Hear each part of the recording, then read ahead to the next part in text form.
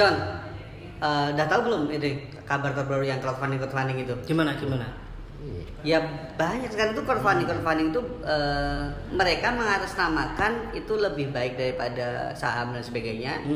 Tapi resiko dan sebagainya tidak disampaikan seperti apa gitu. Padahal crowdfunding itu kan benar-benar sama. Benar-benar bisnis karena resikonya besar banget gitu. Beda sama halnya saham dan sebagainya itu sangat-sangat beda. Apalagi sekarang yang ada embel-embel syariah yang saya udah seperti itu karena mereka sudah nggak mainnya logika udah gitu. Jual agama lebih ke situ gitu loh seperti itu. Ada yang crowdfunding tanpa ada badan hukum yang jelas dan sebagainya seperti itu. Dan bahkan juga sekarang penawarannya semakin ngawur. Gimana kok ngawur? Kemarin penawaran crowdfunding senilai 3 miliar gitu. Itu mainnya itu ke holding perusahaannya. Invest ke holding. Tapi yang dibagi itu cabang perusahaannya gitu. Cabangnya.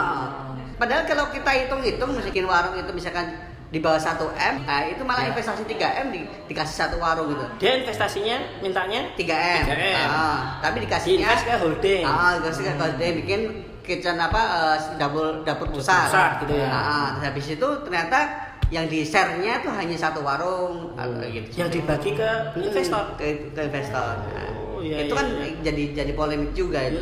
Berarti sebenarnya UKM kita itu, pengusaha kita tuh udah siap belum sih di crowdfunding gitu kan?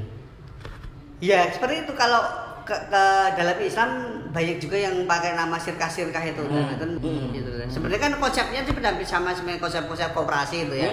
Ya seperti itu. Tapi ini lebih nggak jelas lagi karena apa? Badan hukumnya nggak jelas gitu loh. Orangnya juga mungkin nggak saling kenal dan sebagainya. Karena sifatnya itu uang kecil mungkin ya. Jadi si investornya dia nggak gagas itu uangnya hilangnya 5 jutaan kali 5 juta orang gitu. Biarin gitu. Itulah. Sebenarnya udah pada kacau kenapa?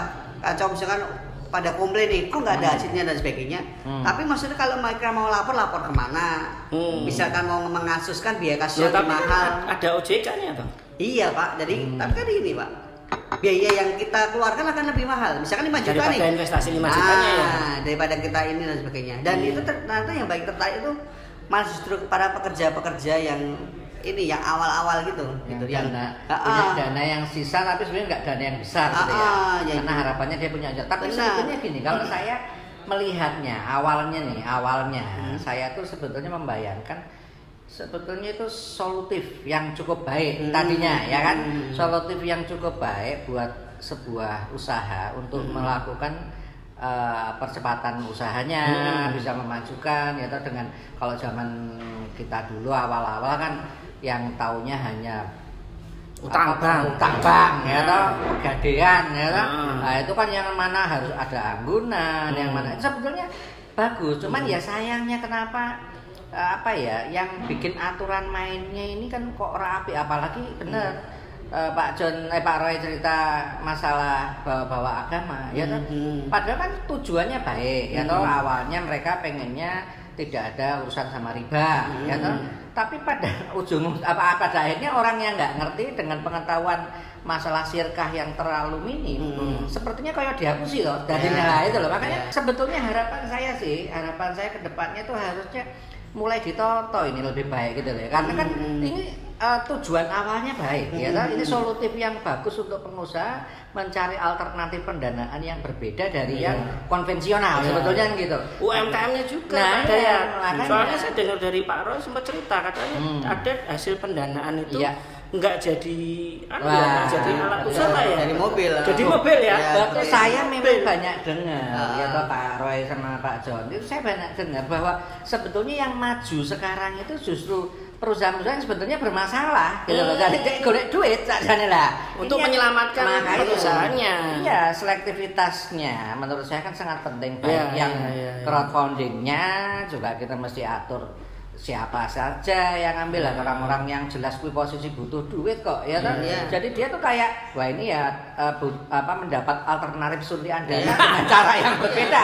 Lah ujung-ujungnya uang yang harusnya buat ngembangin usaha buat bayar utang itu ganti lepas yang paling aneh itu jadi padahal dalam perencanaan keuangannya itu buat bayar utang gitu loh. Betul. Ada dan ada di situ gitu loh. Dan di ACC. Wah, kan seperti itu dimunculkan prospektusnya.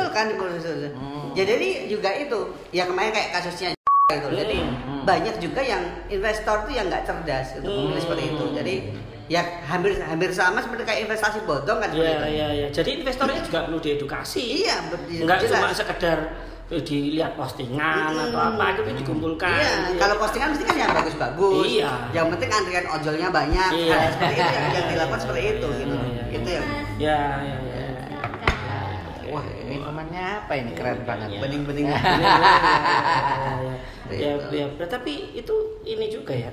Ngeri juga ya yang jadi mobil tadi loh. Ya. Itu akhirnya terus gimana dia laporan apa? Ya laporan untuk mobil untuk kegiatan bisnis mobilnya. Tapi dilaporkan enggak itu kira-kira? Ya, jadi mereka kan hitung-hitungan aja, misalkan per bulan harus ngasih berapa, atau misalkan pengembalian dihitung aja cuma 10 tahun.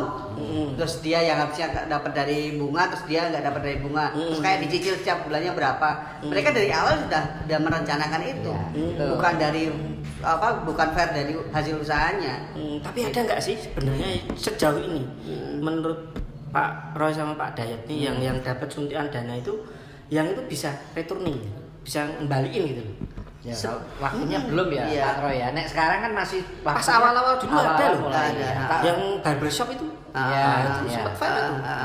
Kalau sebetulnya kan harusnya nih kalau pilihan usahanya benar dan dana itu digunakan untuk hal yang sesuai, ya mestinya benar baik, dalam tanda kutip perusahaannya memang sehat, dia mau berkembang butuh dana, kalau dikasih dana untuk berkembang ya mestinya jadi balik. Cuman dalam tanda kutip itu kan ono sing nakal loh. Ya tadi memang nakal baik dari pihak yang ngajukan, baik ketidaktelitian dari pihak crowdfundingnya, tapi jadi mestinya iso balik ya. Dan mungkin juga yang salah satu yang mainin juga yang si operator crowdfundingnya Pak gitu loh. Yang penting mungkin dapat cuan dari presentasinya itu aja. Yang makanya kita mesti selektif. Cuman ini udah banyak belum ya crowdfunding seperti itu kelihatannya? Ya udah banyak Pak, karena ya dapat cuan gratis dari situ dan sebagainya seperti itu dengan effort yang sama atau effort yang minim. Menarik sekali itu ya. Jadi buat bikin usaha istilahnya mungkin Pak. Jadi seperti kayak broker ya Pak ya. Saya menyalurkan. Jadi kalau Pak Roy butuh dana, saya punya kenalan seperti namanya Pak John yang punya dana, saya ketemukan jenengan berdua, saya dapat komisi. Iya, gitu. Seperti itu ya. Ngopi dulu. Oke, mari.